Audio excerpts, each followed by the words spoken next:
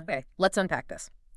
We are embarking on a deep dive today into something foundational, but also incredibly complex, the moral compass of medicine. Hmm, When most of us think about modern healthcare, we tend to focus on the science, right? The breakthroughs, the amazing diagnostics, the surgeries that save lives. of course. But the sources you've shared with us, the material we're really digging into today, it just demands that we look beneath that purely scientific surface, Right. straight into the ethical and the legal machinery that underpins every single decision, whether it's in a huge operating theater or just a quiet consulting room. And that is the crucial shift in perspective we need. Our mission today really is to grapple with this idea that medicine is, at its very core, an inherently moral endeavor. Moral, not just scientific. Exactly. Clinical science, all that biomedical expertise, it's essential, of course. But you have to remember that knowledge is always being applied by people to people. Right. So we're here to explore that complex interaction, the universal values, the ancient philosophical principles, and then the very specific laws that regulate this high-stakes, deeply personal field. Hmm. A lot of our examples will come from the UK, which has some incredibly detailed case law on this.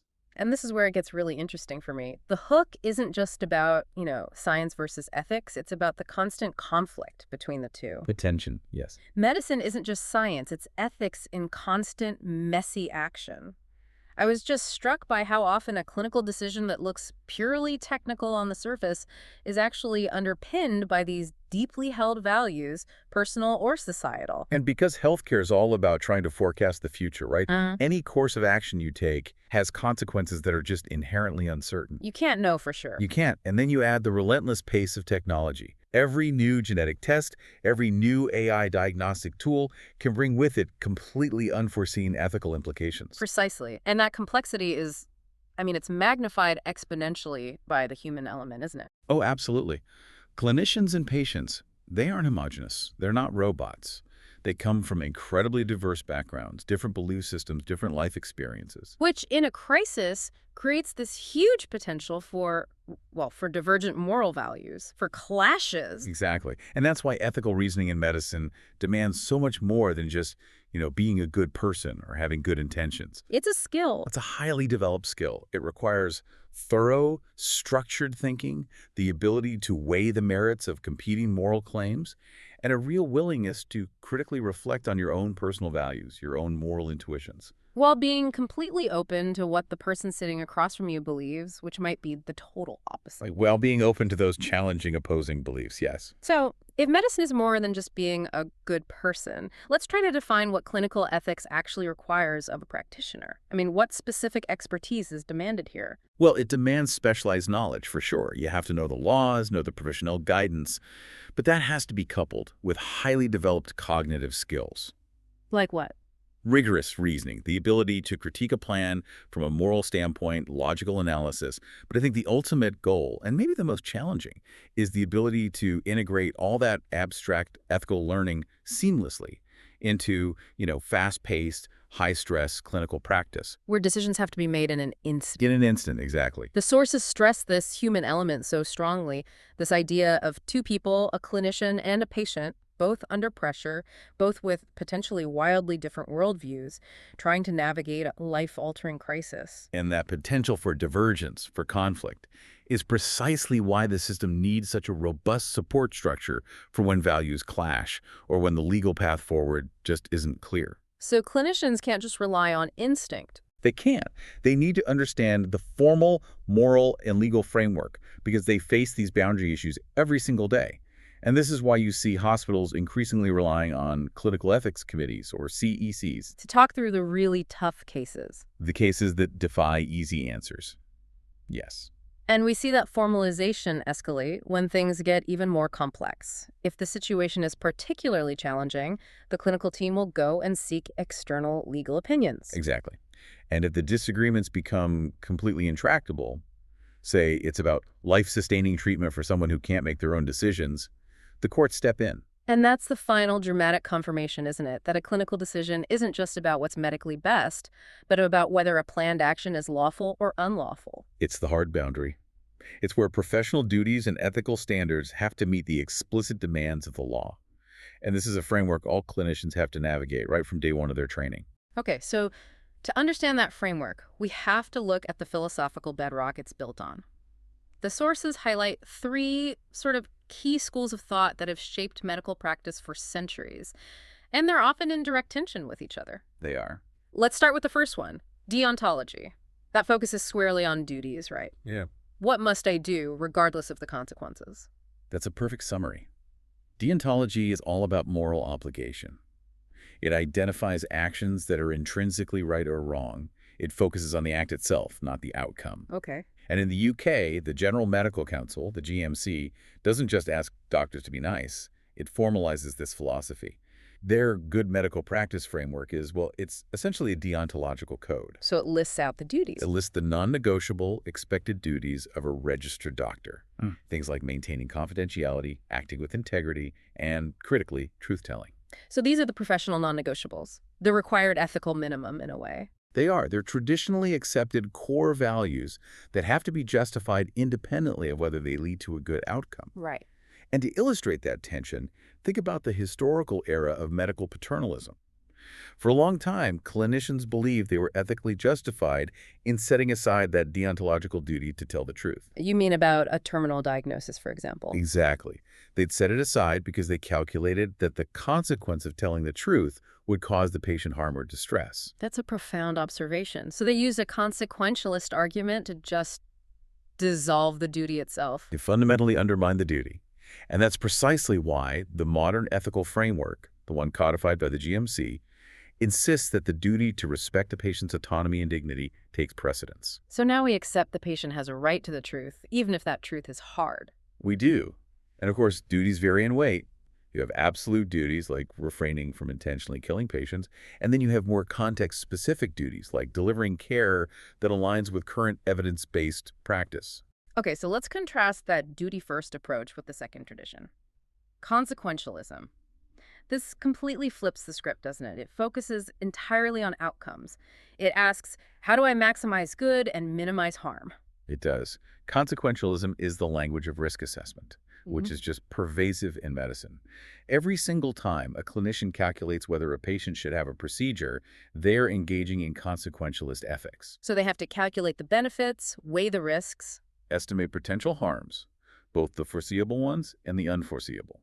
And this includes tangible risks like side effects or surgical complications, but also systemic harms like prolonged waiting lists or the harm from miscommunication. So the ethical imperative is clear, maximize benefits, and minimize harm for that patient. But the very nature of medicine exposes patients to potential harm. You can't do a risky surgery without risk. Precisely. And because of that inherent exposure to potential harm, clinicians have a deontological duty, a duty of truth-telling, to explain that potential harm clearly. Which then allows the patient to do their own consequentialist calculation.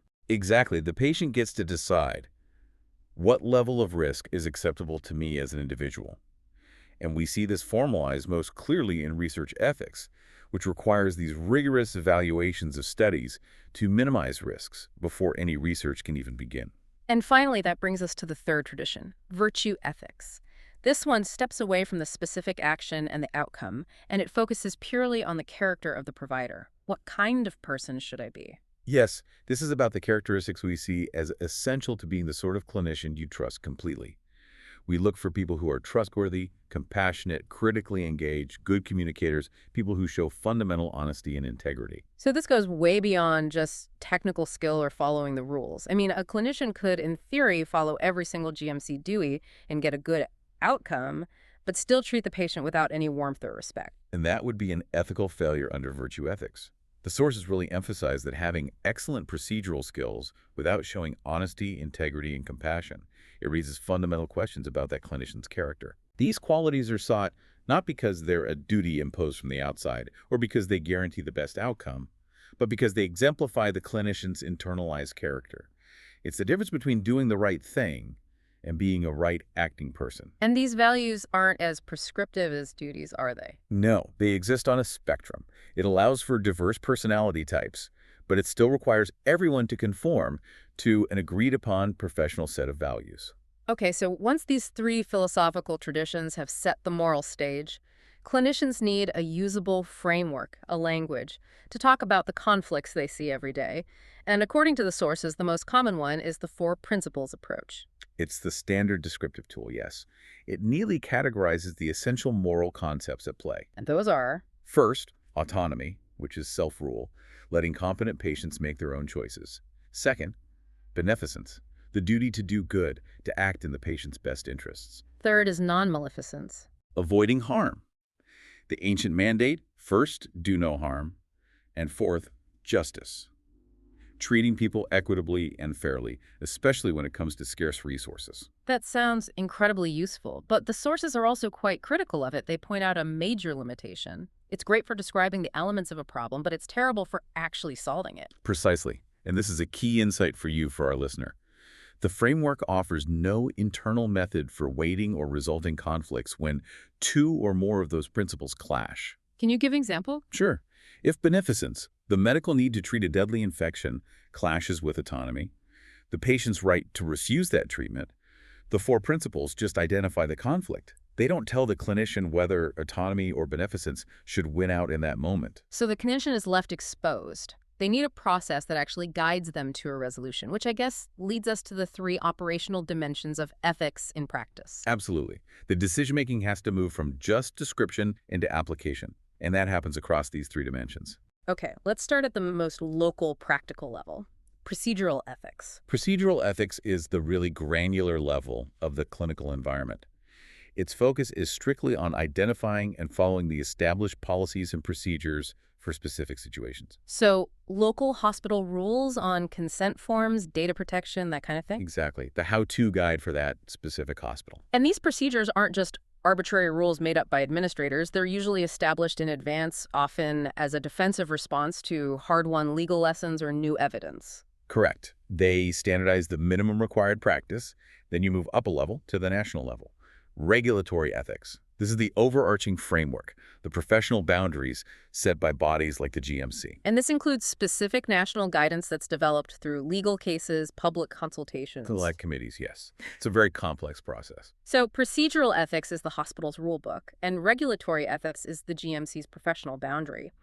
And if you fail to follow the latter, there are clear legal and professional consequences. You could lose your fitness to practice. Right. That national guidance has to be applied diligently in every local setting. But here's the major ethical tension. Even if you follow all the procedures and all the regulations perfectly, that's often not enough to deliver truly good care. And this is where the third most personal dimension comes in.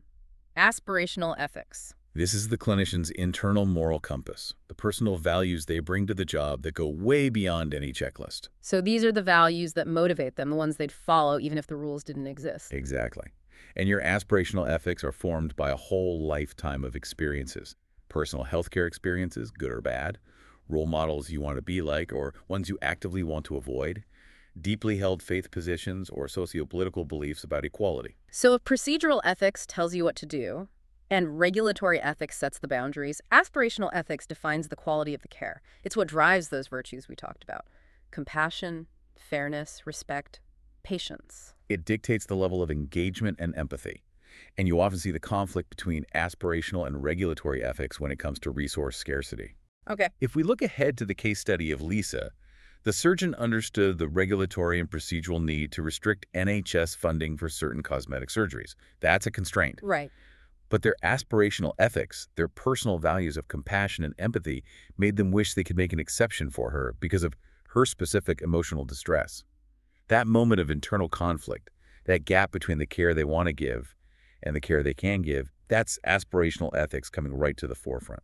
That internal tension often finds its resolution in a core legal assessment. Capacity. Why is capacity so absolutely central to ethical decision-making? Because capacity is the gateway to autonomy. It's the key to self-determination. If a person can't understand the information, weigh the options, and communicate a choice, then they can't make a choice. And in England and Wales, the law, the Mental Capacity Act 2005, it operates on a really profound principle, doesn't it? It does. The starting presumption is that any patient over 16 has capacity, unless there is compelling evidence to prove otherwise. That presumption is a cornerstone of respecting human dignity. And crucially, capacity isn't a static thing. It's not a binary assessment. You either have it or you don't. And it's not a once-and-done test. No, absolutely not. Capacity is highly dynamic. which makes assessing it a very sophisticated skill. It's decision-specific, Teeny. meaning someone might have the capacity to choose a painkiller, but not the capacity to consent to a complex, multi-stage surgery. It's also time-specific. It can fluctuate. It can fluctuate wildly due Mm. to pain, fatigue, shock, even the environment where you're asking the question. Mm-hmm. And it's not precluded by a specific diagnosis like dementia. It must be assessed for that specific decision at that specific time. And the clinician's communication style can actually affect it. It can diminish it, or it can enhance the patient's ability to use whatever capacity they have left. I think the most challenging principle of self-determination, especially for clinicians and family who just want the best for someone, is the right of an adult to make their own decisions, even if those decisions seem eccentric or medically unwise. It is the ultimate expression of autonomy, and it is legally protected. The law recognizes that just because a decision seems unwise or risky to an outsider, that does not, in itself, mean the patient lacks the legal right to make it. As long as they understand the information. If they can understand, retain, use, and communicate the information, their decision stands. And this is where the clinician's ethical duty shifts. It's not about forcing the wise path. It's about ensuring the patient is fully informed about the consequences of the unwise path. Okay, so once capacity is established, we get to informed consent. This is the foundational element of lawful practice.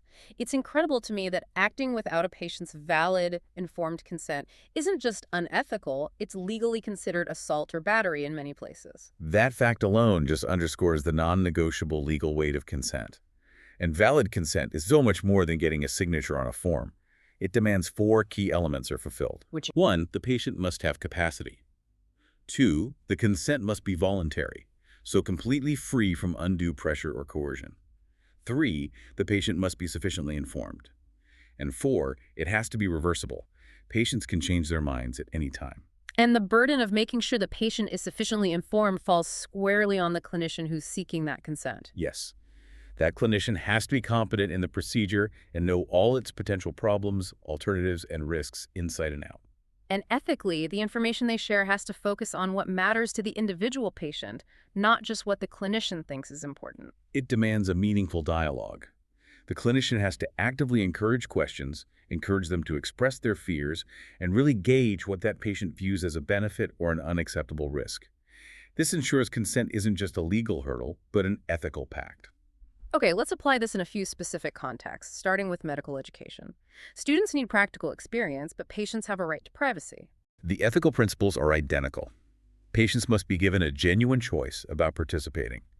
And the sources specifically highlight the changing environment with remote consultations. Right. If students are present during a remote call, consent must be explicitly gained at the start, and they have to be introduced. Being a silent, anonymous listener is a fundamental breach of consent and confidentiality. Wow. So anonymity doesn't get you off the hook. Not at all. It violates the patient's right to know who is party to their private medical information. That's a powerful detail. Okay, now turning to children, where capacity is obviously still maturing. Yeah. What's the standard legal and ethical framework there? Well, if a child lacks the capacity to decide, then proxy consent is required, usually from those with parental responsibility. However, the law provides a crucial safeguard. Which is? The courts have shown, time and again, they are willing to override parental decisions if those decisions compromise the child's overall best interests or welfare. And that's a critical distinction. It's not just about best medical interests, but their overall welfare. And the mechanism for figuring out a young person's capacity when they're under 16 is the famous Gillick principles. Correct. The Gillick case established that it's decision-making capacity, not an arbitrary age, that's the determining factor. A young person under 16 can legally consent to treatment if they're deemed Gillick competent. Which means they sufficiently understand the medical information, the benefits, the risks. Exactly. The classic scenario where this is tested is a young person seeking contraception without their parents knowing. Right. And that example just showcases the immense ethical burden on the clinician. If the young person is competent, and the clinician judges that refusing treatment would cause serious harm like risking a pregnancy, and they can't persuade the young person to involve their parents, Then they can proceed. then the clinician is ethically and legally justified in proceeding to protect that young person's health and welfare. It's a mechanism designed to ensure their health doesn't suffer just because they're under 16. And once they hit 16 in the UK, they're generally treated as adults anyway. Under the Mental Capacity Act, yes. That simplifies a lot of these consent issues, though there are still a few exceptions for things like making advanced decisions. Okay, so respecting autonomy requires us to plan for a future when that precious capacity might be lost. Let's move into the crucial legal mechanisms that let patients project their will forward. Yes, and the primary legal mechanism for refusing future treatment is the advance decision, or sometimes called an advance refusal of treatment, in England and Wales. And the ethical logic here is pure prospective autonomy. It is. It allows a patient who has capacity now to refuse specified future medical treatments for a time when they might lose that capacity. But, and this is important, it can't be used to lawfully request a specific treatment, only to refuse. And for a refusal of life-sustaining treatment, the requirements get even stricter, don't they? Absolutely. To refuse life-sustaining treatment, the advanced decision has to meet very stringent requirements. It must be in writing, it must be witnessed, and it must explicitly state that the decision applies even if the person's life is at risk. The key sticking point in practice seems to be the specificity requirement. You're asking someone to anticipate a future they can't fully know, and if they don't get the details exactly right, the decision might be overridden. And that tension is precisely what the sources highlight in the vignette about Mark. Mark, a patient with Parkinson's, had created a very detailed advanced decision refusing antibiotics in the future. Okay. But when he was admitted semi-conscious with a specific issue, a urinary tract infection, a UTI, the clinicians were in an immediate dilemma. They decided the advance decision wasn't specific enough about the site of the infection, right? And because of that ambiguity, they overrode the refusal and treated him to preserve his life. That's the default legal position. When ambiguity exists, life preservation takes precedence. But the ethical duty didn't end there. When Mark recovered, he was, quite understandably, angry and upset. Because his wishes were ignored. Exactly. His autonomy had been disregarded. So the clinicians then had to meet with him, not defensively, but to explain the legal rationale for their decision and offer him the chance to amend his advanced decision to be more specific about what types of infection he would refuse treatment for. That case perfectly illustrates just how hard it is to satisfy that legal requirement for specificity. It's immensely difficult. Now, besides the legally binding advance decision, patients can also draft advance statements. How are they different? They serve a different but equally valuable ethical function. They're broader expressions of preferences and priorities about general care. Things like, I wish to remain as lucid as possible, or details for a birth plan. But they're not legally binding. They're not legally binding, but they provide critical contextual guidance for the best interest assessment if that person loses capacity. And finally, there's the mechanism for appointing a proxy, the lasting power of attorney, or LPA. The LPA allows a person, while they have capacity, to appoint an attorney to make decisions about their health and welfare, but only after they've lost capacity. It has to be legally registered. And clinicians have to follow the attorney's wishes. They must. Those wishes carry the patient's prospective authority. However, if the clinical team suspects the attorney is actively making decisions that are not in the patient's best interests, they have a regulatory duty to refer the matter to the Court of Protection. So all these mechanisms have the same goal: upholding prospective autonomy. Precisely. So what happens if a patient lacks capacity and has not put in place an advance decision or an LPA? The clinical team then faces this immense ethical and legal burden of acting in the patient's best interests. And that definition is crucial. Best interests has to encompass far more than just narrow medical interests. It requires a holistic view. And you get that through consultation. Mandatory consultation with relatives, carers, the wider healthcare team, and often clinical ethicists. And if the patient is totally alone, no family or friends, the Independent Mental Capacity Advocacy Service, the IMCA, is automatically involved. And the IMCA doesn't make the decision, they just inform the process. Can you elaborate on the difference between an IMCA and, say, a court-appointed deputy? That is a critical distinction. The IMCA is an advocate. They provide an informed sense of the patient's likely preferences and values.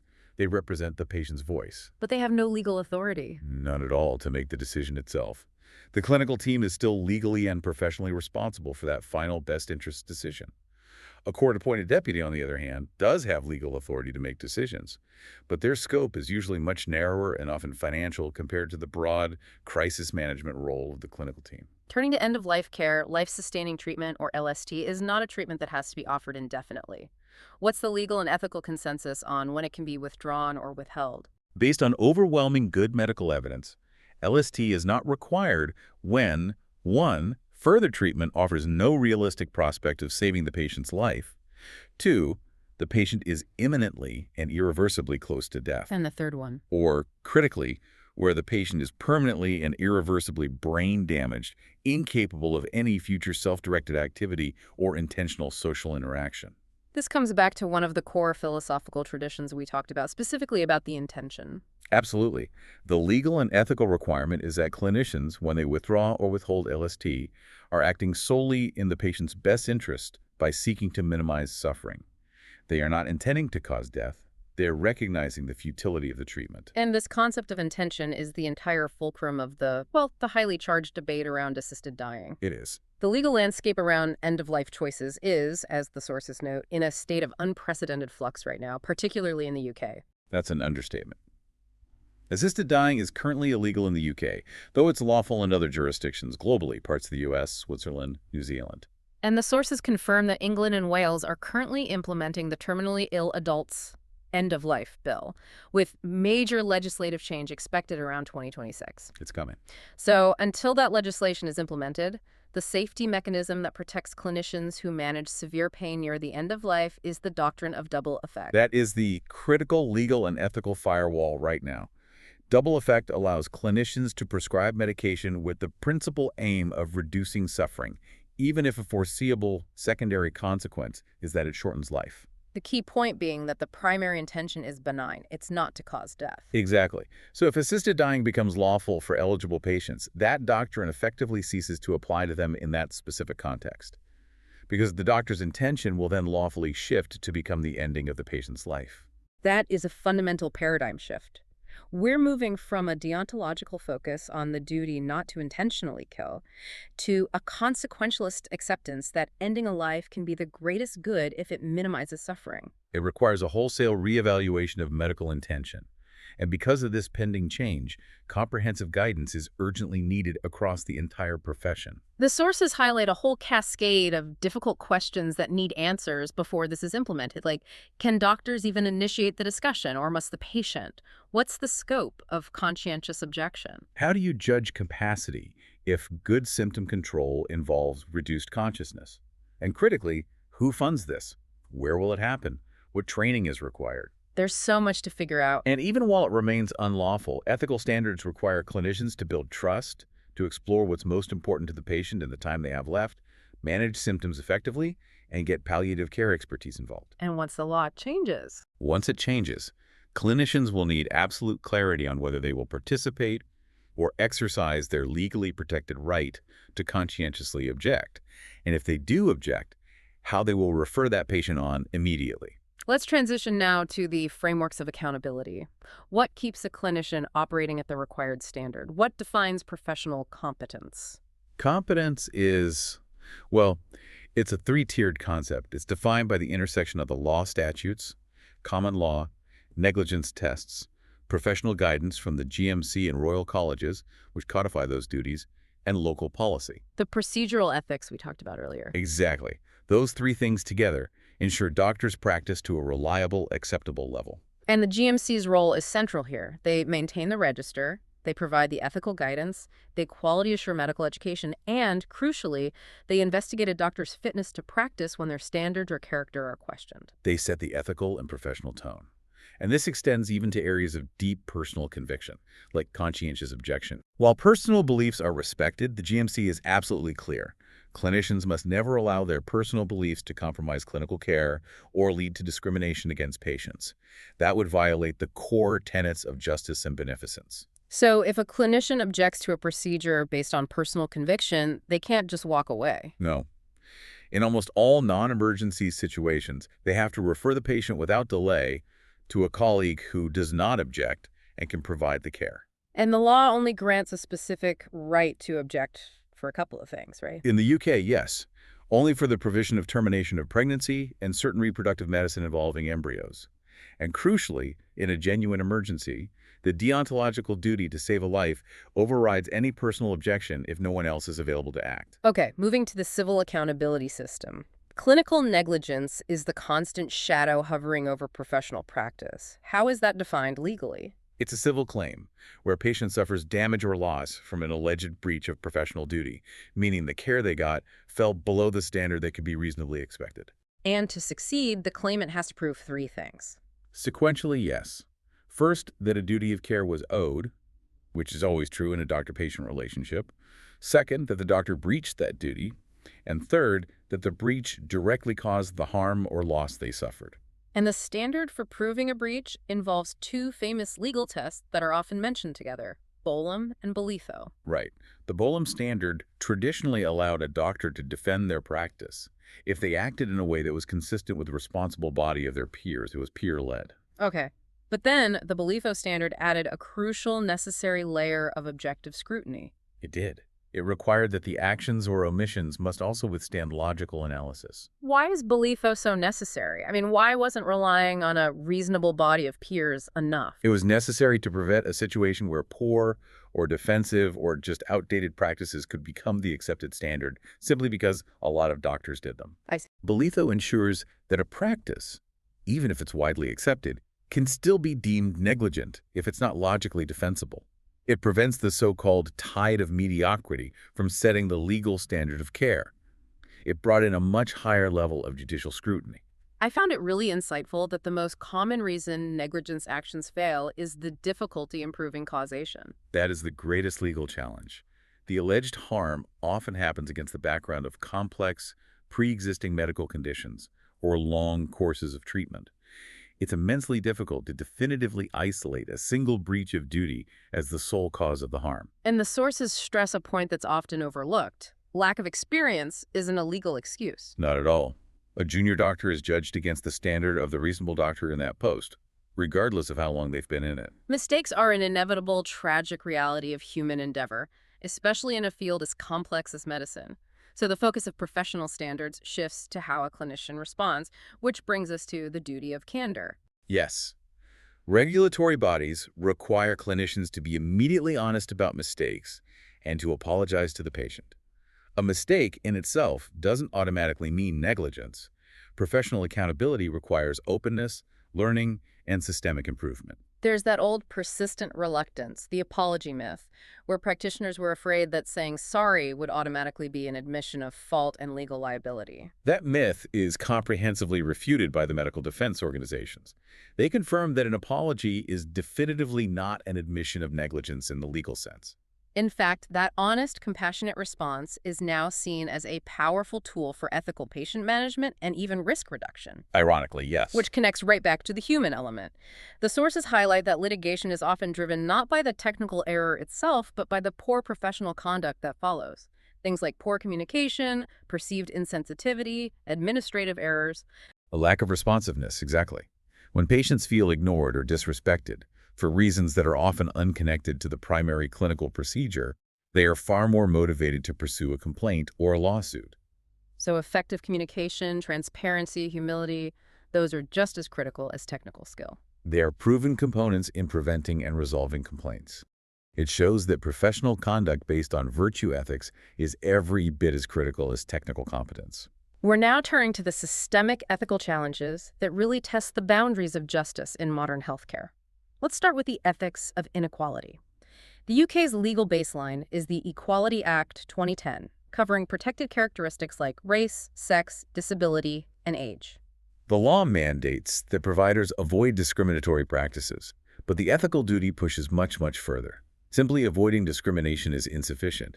It's the floor, not the ceiling. Exactly. The professional ethical duty is to actively embrace values that promote inclusivity and strive for genuine fairness, going way beyond the minimum legal requirements. So this means moving beyond the idea of equality of access to the more challenging goal of equality of outcome. I mean, access, the idea that everyone can physically go to the emergency department, is crucial, but it doesn't guarantee a fair result. Right.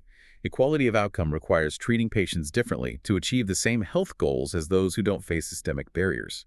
This differentiated approach respects and actively enhances patient autonomy.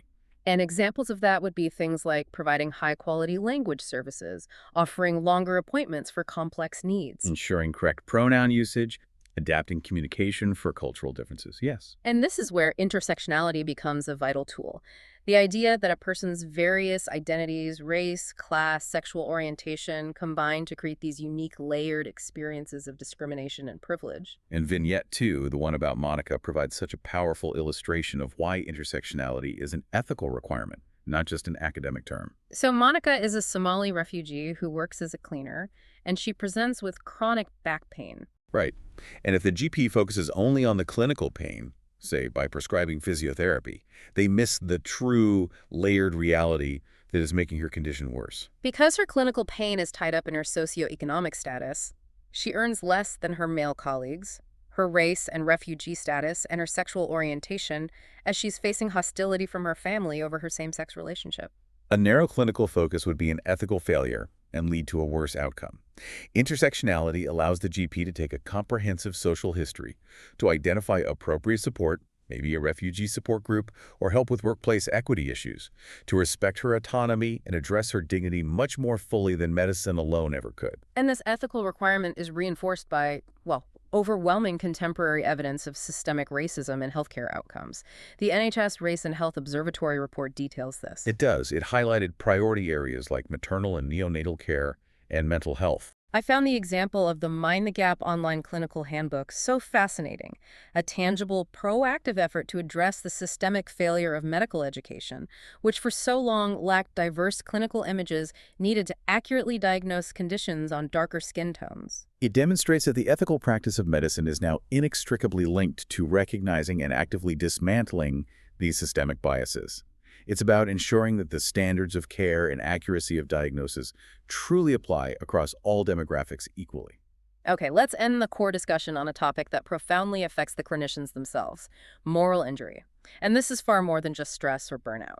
It is. Moral injury is a deep, profound psychological distress. It results from actions taken or omissions of failure to act that violate one's deeply held personal moral code, or from witnessing such acts by others. And a significant cause, especially in public healthcare systems, is the stark discrepancy between the quality of care clinicians want to provide, their aspirational ethics, and the care they are actually constrained to deliver because of resource allocation. That must create such a corrosive internal conflict.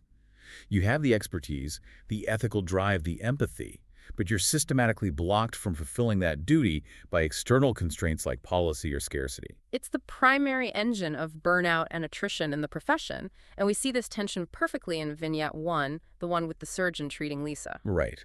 The surgeon understood the regulatory and procedural necessity of restricting NHS funding for non-essential cosmetic surgery.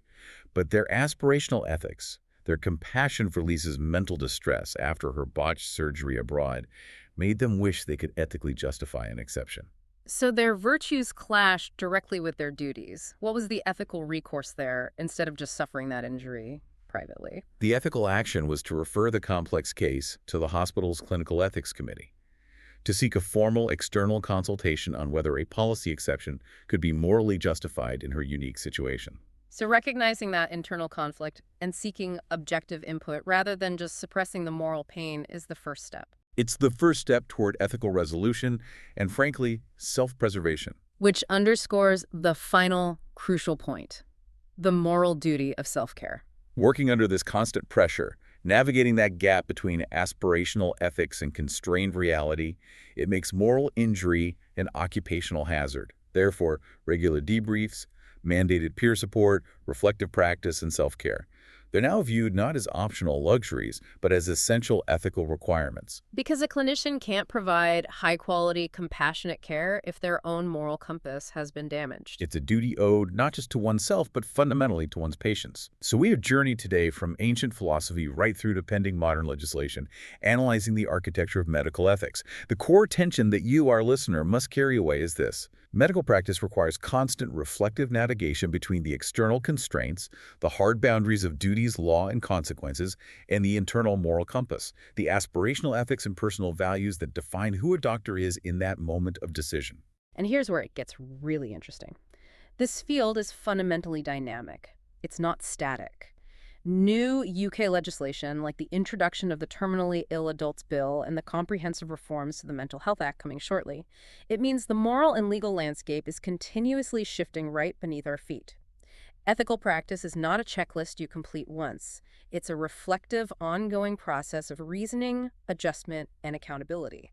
We discussed earlier the legal and ethical complexity of treating children, and the consensus that emerged was that the most effective and ethical way to practice, especially in pediatrics, is to share decisions and attend to the patient not solely as an isolated individual, but holistically as a member of a family unit, embedded in a broader social context. So, as our final provocative thought today, we encourage you to consider this, applied not just to healthcare, but to your life and your work.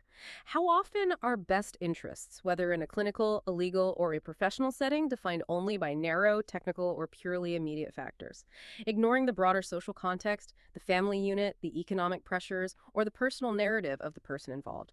True ethical care demands acknowledging that the human condition always involves more than just one isolated person,